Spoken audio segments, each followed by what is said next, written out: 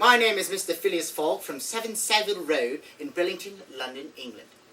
Now, if you didn't know, I was a man who travelled around the world in 80 days. Well, actually, it was 79 days and 23 hours and 54 minutes to be exact. Now, you're probably thinking that I just jumped on one of those jet planes and travelled the world, but no! Not in the year 1814, where my story takes place. Yes, I am fictitious. And the ever-great Jules Verne wrote my story and many other great ones. Speaking through my experiences of my story, I went through some very adventurous events in my novel. And I've always wondered why Verne has written such exciting stories. Then, after doing some research with my friend Professor Lidenbrock, I found the answer. Now, the professor was supposed to meet me exactly 3 minutes and 35 seconds ago, but of course he's coming all the way from Germany.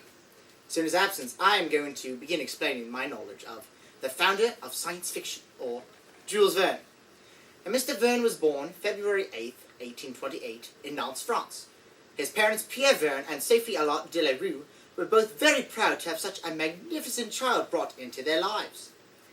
Throughout Jules' childhood, his father had forced him to study to become a lawyer, even though his real passion was to write short, adventurous stories. His passion continued growing whilst he developed his great interest in travel and exploration. Once he found his... Oh, Professor Lidenbrock, what a pleasure to see you again. Come, sit. I'm doing that video conference I was talking to you about the other week. Oh yes, I remember what you were talking about that last time. But what were you just speaking about? I was just saying, in the middle of how Jules met his wife. Lorraine Mosel, such a pretty lady. That I can't deny. However, he met his wife and had to get a job. And since the only things he was trained in was to be a lawyer or a stockbroker, he was a stockbroker. But one day he met Pierre Hetzel, and at that time Hetzel was a very famous published writer. So, when Hetzel met Verne, he took a chance and helped him publish his first story, 5 Weeks in a Balloon. Yes, that's true. And then Jules switched careers once he and his wife had their first child.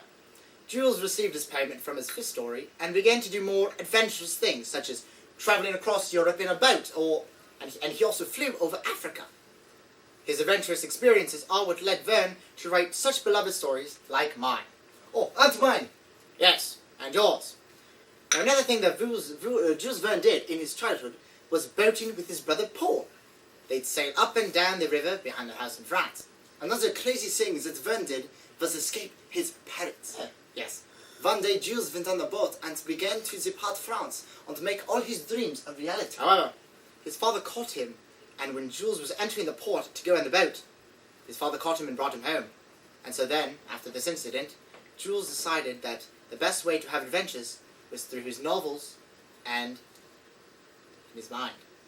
In my story, Around the World in 80 Days, it is about me, a very precise billionaire who was given the challenge of travelling the world in 80 days. I managed to succeed in just 79 days. Along the way, I was imprisoned.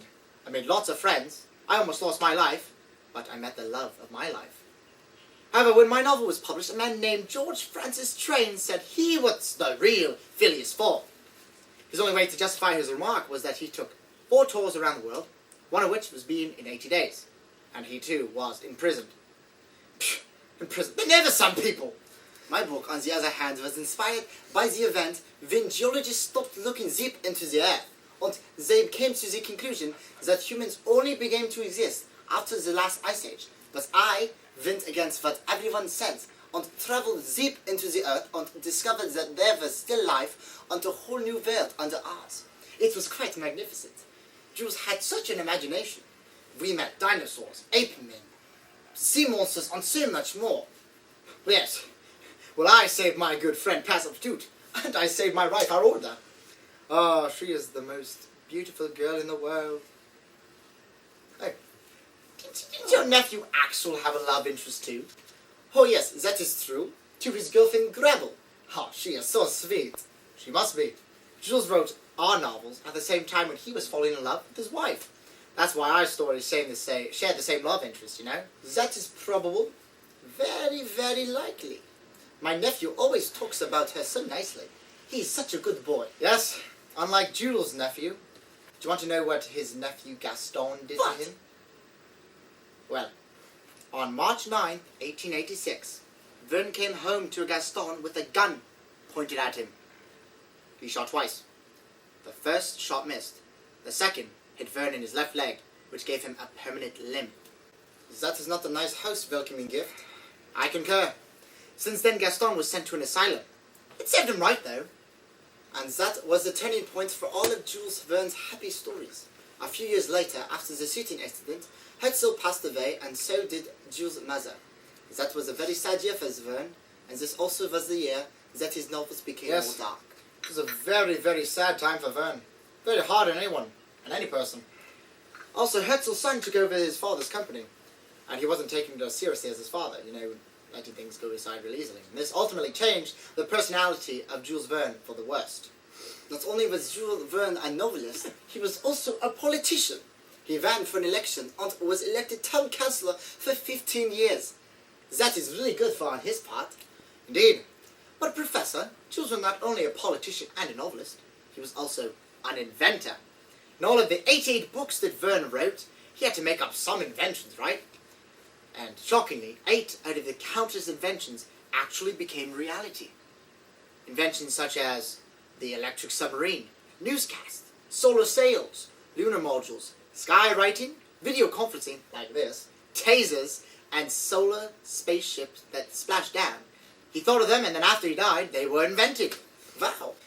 This man has led such a great life. Exactly. And even after his life ended, his legacy continued.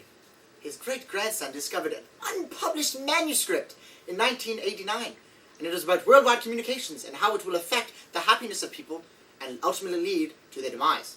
Now, Hetzel was one of the one who said to save the story for a later time, and it was discovered just as the story was actually taking place, Now look at the world now. We have worldwide communications. And after this discovery, Jules' novels were translated into English for everyone to enjoy. Some were also translated into German, which I must say, I enjoy the best. Nevertheless, Jules Verne was a spectacular man, but I do believe that we have some similarities between our two adventure novels. I do agree, but I do not see many of them. Care to explain? Well, certainly. I found after chatting with you last week that our characteristics are very much the same. We're both persistent, independent, and aggressive. Not only do we share these character traits, so does Mr. Jules Verne. He had to be independent when making life decisions, since his father did not approve of his novelistry. He also had to be persistent with it, and he had to keep trying until Hetzel found him and gave him his chance to show the world what he could do. And he was aggressive in the way that he handled situations. He ignores other people and would not stop at anything until he got what he wanted. Exactly. And all those character traits that Verne had inspired us to be who we are today. Very famous adventurers and explorers. We've done everything that everyone said was impossible, and we did it with style. Wouldn't you say so? Indeed I would. One of my grandchildren told me something today about Jules Verne that shows how important and how he changed the life of the world, right? You don't say. Would you like to hear it? Oh. Well, yes. My grandchild said that there is a Jules Verne Film Festival where they speak on his behalf, they present awards, they talk about his novels, like ours, they speak about adventures, not as good as ours, and they discuss world issues and praise his life. I would love to have that when I pass away. Me too. Except we won't pass away. Because we're fictitious. That is true. But we love on through his novels and his imagination. I never thought of it that way. Even after 100 years, to be exact, people are still reading and appreciating his novels and his stories. That is why people still call him the greatest storyteller in the world. Not only that, he also has, I think, one of the best messages in his books. In our stories, for instance, what he was trying to get across was the fact that you can do whatever you want to as long as you keep trying. That is right. In my novel, I wanted to get to the center of the earth. And even though my guys, Aunt Axel, wanted to give up and quit, I never did. I kept trying. Like the little train. Yes, we can, right? Yes. And in my novel, everyone in London and everyone in the world at one point did not believe that I could do it. I could travel around the world in 80 days.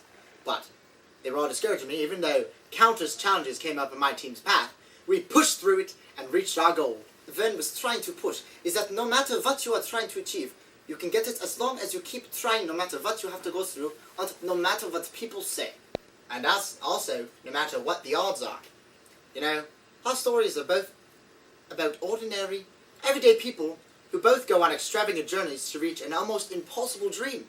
However, with all the work and persistence that we put into our goals, we reached them and proved everyone wrong, right? Wow. I truly wish I could have met this man. That's why I got you a little something, right here. I would like to thank you on behalf of the people watching this, and I'd also like to thank you for taking time out of your life in Germany and out of your home and talking to us today. A picture of Jules Verne? Oh, this is fabulous. I love it. I never really knew what he looked like. He is such a bearded man, isn't he? Yes. Thank you very much for having me, and goodbye to the viewers. Okay, bye. Goodbye, Professor. Now that we are alone, I'd like to tell you something. If you ever have the chance picking between, his book, Journey to the Center of the Earth, and Around the World in 80 Days, pick mine. It's a lot better. You'll enjoy it. And I know why you'll enjoy it. You'll enjoy it because I'm the star.